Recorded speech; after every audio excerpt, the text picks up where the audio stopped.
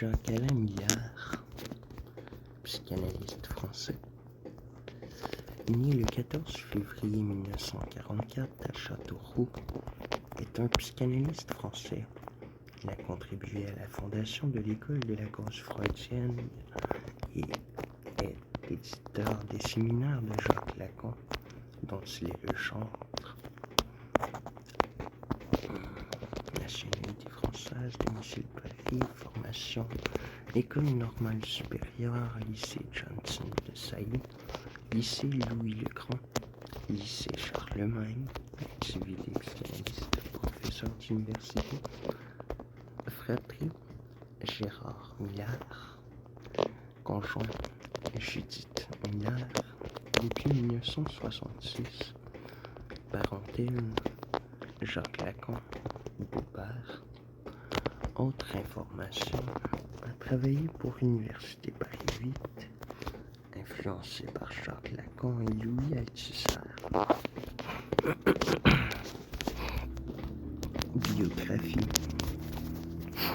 Il est le fils aîné de parents aux origines juives et polonaises. Son père, Jean Millard, médecin radiologue et petit-fils de rabbin. Sa mère est issue d'une famille comptant plusieurs architectes.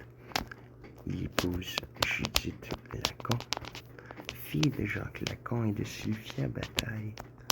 Son frère cadet est le psychanalyste, écrivain et animateur de télévision Gérard Millard. Formation. Il fait ses études secondaires au lycée Charlemagne, au lycée de Johnson de Sailly, puis intègre une classe de gang au lycée Louis-le-Grand, où il a comme condisciple Robert Linhart. Reçu en 1962 au concours d'entrée à l'École normale supérieure, il obtient l'agrégation de philosophie, puis suit, à la fin des années 1960, les séminaires de Roland Barthes à l'École pratique des hautes études, EPHE, disciple du philosophe Louis Althusser et surtout du psychanalyste Jacques Lacan. Il est légataire des œuvres littéraires de ce dernier et se charge de l'édition de ses séminaires. Millard devient psychanalyste d'orientation lacanienne. Il publie Lettres à l'opinion éclairée de Milan et Le neveu de Lacan 2003. Il crée le Forum des psys pour soutenir la pensée lacanienne et il y fait intervenir Bernard-Henri Lévy, Catherine Clément, Philippe Sollers, notamment. De 1973 à 1981, il enseigne dans le cadre du département de psychanalyse de l'Université Paris 8 et est membre de la sélection clinique EA 4007. Puis il joue une salle au théâtre des Sachets à Paris et poursuit un enseignement extra-universitaire. Il interrompt son enseignement en 2011. La plupart de ses cours sont édités par la revue La Cause freudienne. L'école de la cause freudienne. Jacques-Alain Millard dirige l'école de la cause freudienne depuis 1981 et en 1992 fonde l'Association mondiale de la psychanalyse, constellation d'associations internationales partenaires de l'ECF. L'activité éditoriale est controversée sur la publication des séminaires de Lacan. Il publie sous son autorité aux éditions du Seuil les textes des séminaires de Jacques Lacan. Toutefois, il n'a pas publié le moindre nouveau volume du séminaire depuis près de 10 ans. Depuis le séminaire livre 7, Le désir et son interprétation, Seuil, théoricien et écrivain, il est un psychanalyste de l'après-Lacan. En 2006, Il dirige l'édition de l'anti-livre noir de la psychanalyse. Il fonde le journal Le Nouvel Âme, Helena. Le 30 mars 2007, le tribunal de grande instance de Paris rend un jugement en sa faveur sur le bien-fondé de l'action de publication du séminaire par Jacques-Alain Millard. La question de la publication des séminaires reprend en 2011, après avoir annoncé en janvier avoir quasiment achevé le travail de rédaction des 10 séminaires restants. Millard accuse son éditeur, les éditions du Seuil, de ne pas publier les séminaires qu'il lui aurait remis.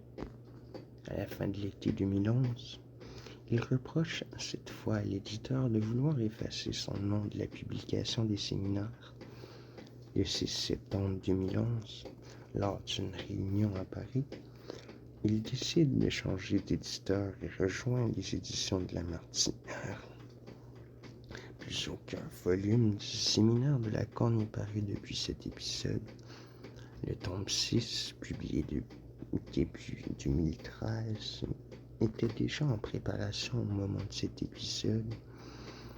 Il est chroniqueur au magazine Le Point de 2011 à 2015. Publication Lettres à l'opinion éclairée, Paris, Le Seuil, 2002. Un début dans la vie, Paris, Le Promeneur, 2002. Le neveu de Lacan, Satire, Paris, Verdi, 2003. Voulez-vous être évalué? Entretien sur une machine d'imposture avec Jean-Claude Milner, Paris, Grasset, 2004. Collection Figure, Vie de Lacan, Paris, Navarin, 2011, 24p. Lacan Redivivus, Paris, Navarin, 2021. Notes et références. 1. CF, Forum des Psys. 2. Présentation du cours de Jacques-Alain Millard sur École de la cause freudienne, consulté le 14 mai 2015. 3. École de la cause freudienne, consulté le 4 octobre 2015. 4. Attendu qu'il n'ait pas discuté que Lacan, qui était opposé à toute publication de son enseignement, n'a accepté le moment de la transcription de celui-ci qu'à la condition qu'elle soit réalisée par Jacques. Monsieur Millard, attendu que le droit de divulgation post-mortem doit s'exercer au service de l'œuvre, en accord avec la volonté de l'auteur telle que révélée et exprimée de son vivant, attendu que le fait que Lacan ait accepté la publication de son enseignement sous une forme écrite ne permet aucunement d'en inférer que l'auteur a imposé à M. Millard de divulguer son œuvre dans son intégralité et a fortiori dans un bref délai seulement déterminé. Attendu que la seule obligation de Jacques-Alain Millard est de protéger l'œuvre dont il a la charge contre toute atteinte, attendu que le caractère manifestement mal fondé de l'action engagée révèle une intention de nuire constitutive d'une faute, le tribunal dit que Jacques-Alain Millard n'a commis aucun abus notoire dans le non-exercice de son droit de divulgation de l'œuvre écrite de Jacques Lacan. 5. Jacques-Alain Millard, billet sur le point .fr, consulté le 4 octobre 2015, bibliographie Nicolas Fleury, Le réel insensé, introduction à la pensée de Jacques-Alain Millard, Bordeaux, Germinal, 2010, et donc tous les liens externes qui ressemblent pas mal à la liste des autres numériques.